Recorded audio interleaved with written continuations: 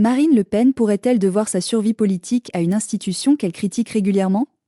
La question s'impose depuis le 27 décembre, lorsque le Conseil d'État a saisi le Conseil constitutionnel d'une question prioritaire de constitutionnalité concernant les peines d'inéligibilité provisoire. C'est une première.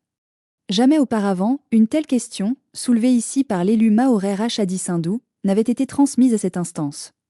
Le Conseil constitutionnel dispose désormais de 3 mois pour trancher, et sa décision pourrait avoir des implications politiques majeures, notamment à l'approche des prochaines échéances électorales. Si la décision du Conseil favorise Marine Le Pen, ses opposants pourraient dénoncer un coup de pouce à une force politique qu'ils jugent autoritaire. À l'inverse, un verdict défavorable renforcerait le sentiment d'un acharnement judiciaire. Cette situation place les 9 membres de l'institution, notamment Laurent Fabius et Alain Juppé, au cœur d'un débat politique crucial.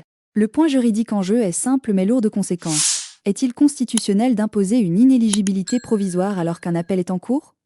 Ce débat dépasse le simple cas de Marine Le Pen et pourrait influencer durablement la vie politique française, surtout si elle venait à briguer et remporter la présidence en 2027. Ironiquement, cette décision pourrait protéger la carrière politique d'une figure qui n'a jamais ménagé ses critiques envers le Conseil constitutionnel. Si Marine Le Pen accédait à l'Élysée, l'institution pourrait devenir un obstacle clé à son projet de réforme constitutionnelle visant à limiter l'immigration via un référendum. En effet, bien qu'un président puisse organiser un référendum législatif en vertu de l'article 11 de la Constitution, la procédure reste soumise au contrôle du Conseil.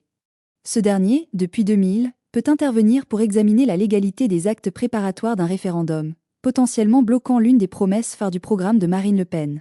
Les tensions entre Marine Le Pen et les juges constitutionnels ne datent pas d'hier. Lors du débat sur la réforme des retraites, elle avait déjà exprimé des doutes sur l'indépendance de l'institution, critiquant sa composition largement issue de nominations politiques.